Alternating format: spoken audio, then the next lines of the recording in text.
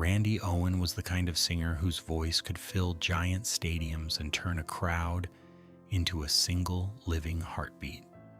Yet behind the roar of the applause was a man who had spent his life quietly battling fear, insecurity, and the deep scars of his childhood. Before every show, he stood backstage gripping his guitar so tightly his knuckles turned white, as if he were holding on to the last thread of courage. To fans, he was Alabama's proud frontman, bold, confident, and unshakable. But in private, he remained the shy mountain boy from Lookout Mountain, the child who trembled at the thought of speaking in front of others.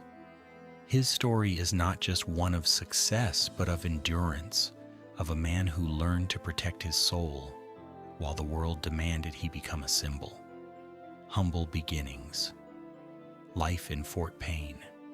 Randy Owen was born on December 13th, 1949, in a remote area near Fort Payne, Alabama.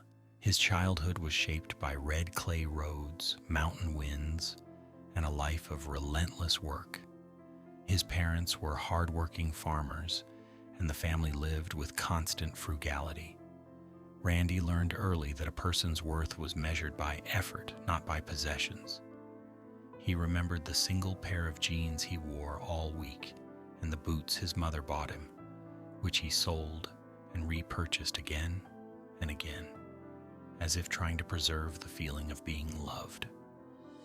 His mother's piano, bought with $25 saved over time, became a doorway to a world far different from the fields. Her music and church singing introduced Randy to art, giving him something to hold on to after long days of labor. The first notes. Finding music in hardship, music entered Randy's life like a quiet refuge.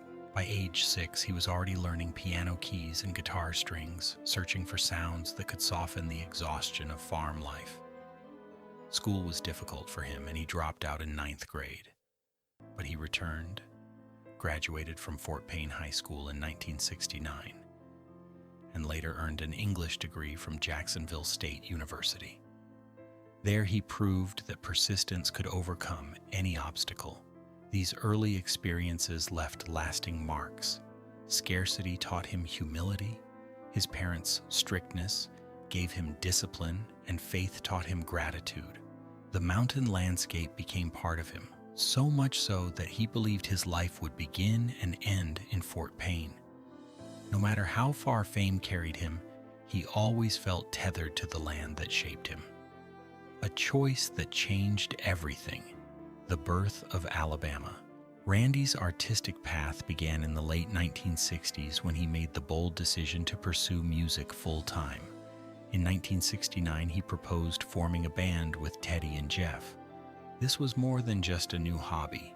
It was a break from the predictable rhythm of farm life. Randy's shyness and fear of public attention had kept him hidden behind his guitar for years. But now he was choosing a future with no easy return. The band rehearsed in cramped bedrooms and damp barns, endlessly refining their sound. Randy had no formal training and no natural confidence, but he had endurance. Their first gigs in Alabama bars tested him harshly, forcing him to face audiences that had no patience for shyness. His voice trembled, but Teddy's gentle insistence pushed him forward. Randy realized that if he wanted to succeed, he had to step out from behind the guitar and into the microphone. The grind. Myrtle Beach and the Bowery. In 1973, Randy, Teddy, and Jeff moved into a small apartment in Anniston to pursue music seriously. To outsiders, it seemed reckless. To Randy, it was the first time he truly believed in himself. The next years were brutal. In Myrtle Beach, he sang 12 to 15 hours a day at the Bowery. His voice grew raw, his body exhausted, and every performance felt like a test with no finish line. But this relentless grind molded him into a real artist. He learned to hold his voice, his emotion, and a whole stage, even when his body begged for rest. What troubled him most was not the singing but the speaking. Interviews and public conversations terrified him. He admitted he preferred singing to talking because speaking made him feel like the shy boy again. Yet this silence became his strength. He sang with everything he couldn't say, and the audience felt it. A song of home, the turning point. For nearly a decade, Randy had no fame, no awards, and no bright lights, only a foundation built from sweat and small failures. Then, in the late 1970s, a simple song changed everything. My Home's in Alabama was not grand or complex, but it captured the raw simplicity of his childhood. That sincerity reached the hearts of listeners and led to a record deal with RCA in 1980. Randy was unsure how to feel. He'd grown used to silence, so sudden success felt surreal. But the shift was real. Their music began reaching wider audiences, and their personal stories became shared experiences. Tennessee River was the first major hit that carried him into the national spotlight. It reflected his memories of the river and the mountain mist, and listeners recognized the truth in every line. From that moment, Randy's music expanded into a vast landscape of memory. The rise. From bars to stadiums. As Alabama's songs began to climb the charts, Randy's life changed quickly. Hits followed one after another, and the band's fame exploded. Multi-platinum albums, awards, and massive stadium tours became the new normal. But Randy didn't measure success in numbers. What moved him most was the feeling of hearing his own words sung back by thousands.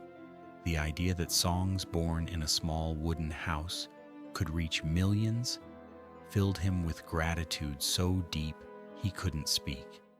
His humility remained intact, even as fame grew. He continued to write music that sounded like home, mountain music, Feels So Right, and others that carried the scent of his childhood. The public saw a legend, but Randy remained a man, returning again and again to the land that raised him. The family roots. Love that endured through all the chaos of fame and loss. Randy's greatest anchor was his family. He married Kelly before Alabama became famous, and their love endured decades of touring and pressure. Randy always separated the stage from home, protecting his family's privacy.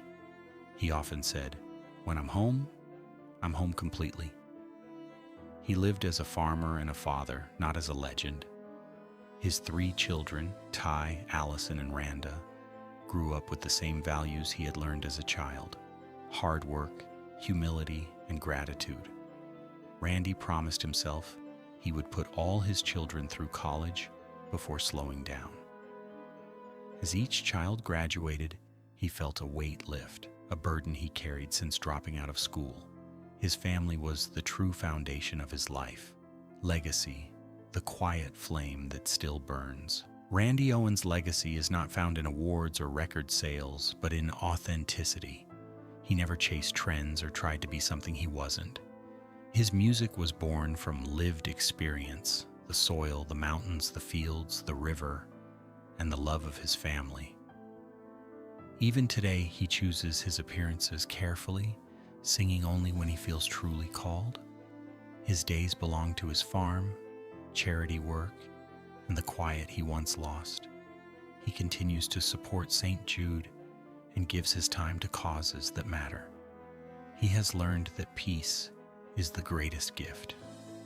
His voice still carries the memory of his parents, his friends, and the boy who once trembled before a microphone. The boy who found his voice. Randy Owen's life is not simply the story of a musical legend. It is the story of a man who walked through poverty, fear, fame, illness, and loss, and still managed to protect the purest part of his soul. He remained true to his roots, his family, and his own quiet strength. If his journey reminds you of your own, let that feeling become a small flame. Share a comment, a memory, or a line from his songs. Because in a world that often values loudness, Randy Owen's legacy remains a gentle reminder. The deepest power lies in honesty, humility, and the courage to remain yourself.